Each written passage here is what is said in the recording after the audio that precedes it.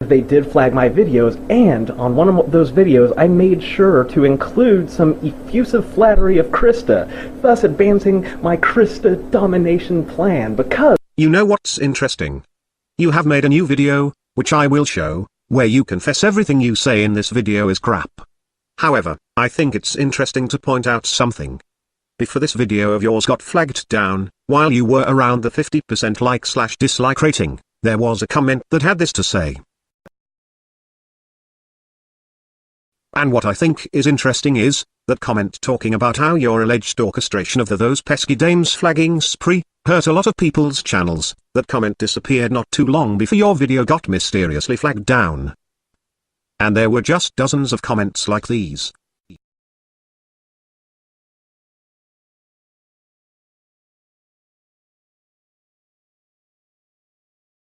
I really think it was pointing out that if you were behind those pesky dames flagging you, which got them started on flagging everyone else, even those who weren't mirroring your videos, if indeed that was you, you have a lot to answer for.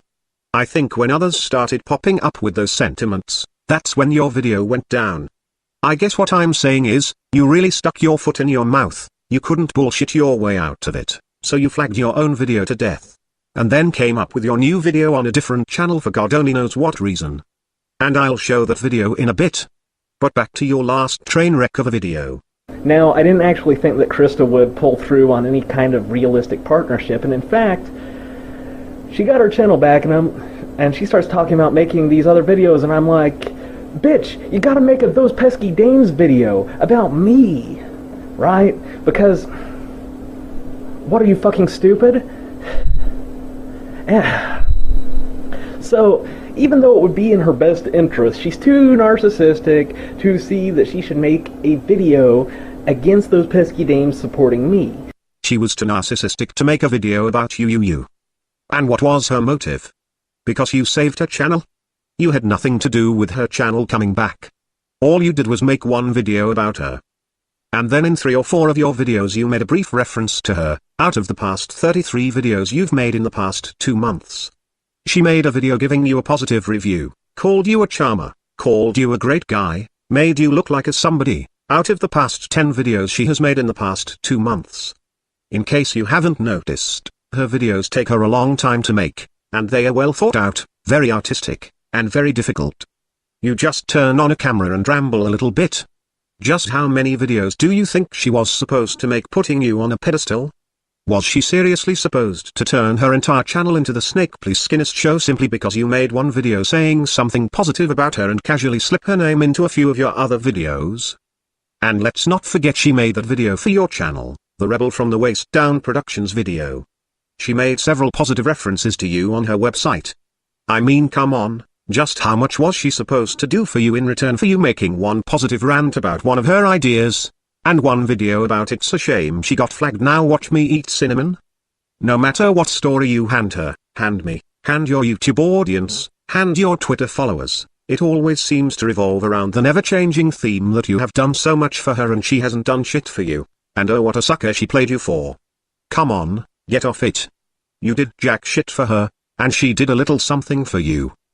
Now on to your latest video accusing me of being Krista. Also, I am ending the eye patch effect because applying all the settings per video cut is going to get exhausting. Also, I am going to add a bullshit meter. Hello audience. Many of you were upset with my last video, and you had good reason to be. But as hard as it is, I'm going to have to come clean about something. All that was a total lie. Alright. The truth of the matter is, that's so fucking embarrassing. I fell in love with a certain blonde YouTuber. I know, it's pathetic falling in love with a girl over the internet. I won't mention her name because I don't want this video to get flagged for harassment. In fact, I think I'll just put it on a completely different channel, so even if it is flagged, it won't be a big deal. Ah, so that's why. Funny thing is, neither Femitiest or any of her subscribers have ever flagged down the tons of videos about her that mock and ridicule her. And most of those videos go on to say she is a total fraud and nothing more than an attention whore, etc. Some of them get really insulting, and Krista is aware of these videos because she comments on them, and funny how none of those videos ever got flagged. Anyway, yeah, and I mean, to his credit, Application of Self, he saw right through my ruse. Like, I didn't orchestrate any kind of flagging campaign against me with those pesky Danes. That was a total lie. It was to make me seem like some sort of brilliant schemer, when in fact the truth is I got played for a chump. A lot of people don't think that that blonde YouTuber I referred to is particularly smart, but she's actually unbelievably smart. She played me like a sap. You know, she la-da-da, flattery, you know, I get harassment, la-da-da, and I'm like, you know, I don't believe it. But she's very persistent. She never gives up on what she's saying, her game. And, like, she asks little favors like, hey, that Mr. Lepton left something on one of your videos. It says that my real address and where I live. Could you remove that? She asked me this knowing full well that I don't like removing comments, ever. And so I'm like, sure, why not? You know, do her a favor. It's well known that if you do people favors, if you get somebody to do you a favor, then they'll like you just a little bit more. Just little things like this, incrementally, over and over. And it slowly works her way into your heart. And when she got her channel flagged down, when I was helping her, I rashed. How were you helping her? You made a video that briefly said, Femitius Divine has gotten her channel taken down. And that's censorship, and it really sucks. Now everyone watches I spend the remaining 95% of this video eating cinnamon. I made a 15-minute video that gave a long-winded rant about if what she says is hate speech, then all feminists should equally be banned for hate speech. All or nothing, not just the feminists that are hardcore with their views, since it's all basically the same shit worded differently. I had never private messaged Krista back then, never had any contact with her whatsoever. And never would have thought in a million years that she was even going to see that video. I had used her previously as the butt of some of my jokes, the way I did Rebecca Watson. And I continue to make her the butt of my jokes, because I am evil like that. You can imagine my shock when I actually seen her name appear in the comments on that video. I even endorsed her gender-blind anti-rape lessons idea, which infuriated many of my subscribers. I had to then make another video explaining again the great benefit to the MRM of such a proposal. I have seriously done a lot more for her than you have, and I'm not even really trying to do her any favors. I just seen a good idea and thought I'd mention it to my audience. And other than that, I make goofy pseudo-flirtatious references to her for the comedy. And still I've done more for her without even trying. And you know what, I don't consider myself to have actually done jack for her. Nor do I think she owes me anything. I will continue to endorse any idea she has that's good for the MRM, though I'm not holding my breath on that. And I will continue to use her as the butt of a joke if I think it will produce a chuckle from my audience. And I will do this with or without her permission. The idea that you really went out of your way to save her is just silly shit. Even when you claim you are finally coming clean, you're still full of shit. I rationalize it in a way like, oh, this will be a good move for my channel. That's the rationalization. But in reality, it's just classic white knight behavior. And I just can't admit that to myself. Because she comes across as being so helpless and hopeless and needing a friend. And she'll even, I mean, all these times she's like, I'm really happy to have you as my only internet friend. And, you know, I feel like a sap for falling for that shit. But I did. And you know, I mean, she's beautiful, she's smart, she's sweet but deadly, like candies with razor blades in them. You know, she should even have like a YouTube name, Razor Blade Candy. She could like pose as an MRA. But, you know, nah, it's a pipe dream. She wouldn't be able to show her face, and she'd have to find like a reason to disguise her voice, like, I have a medical condition, I can't actually speak, or some shit like that. I don't know.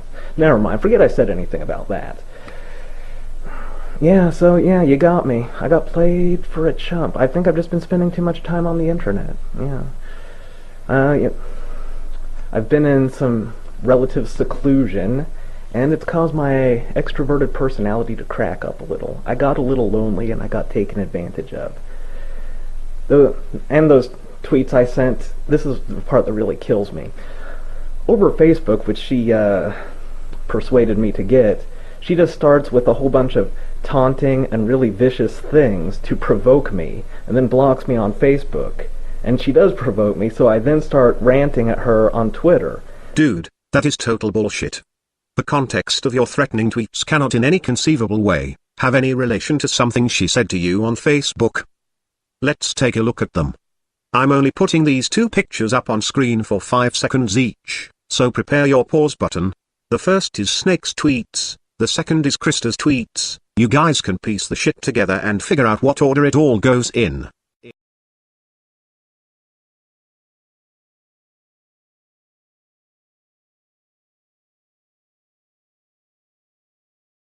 There is nothing in there that suggests your tweets were a reaction to something she said somewhere else.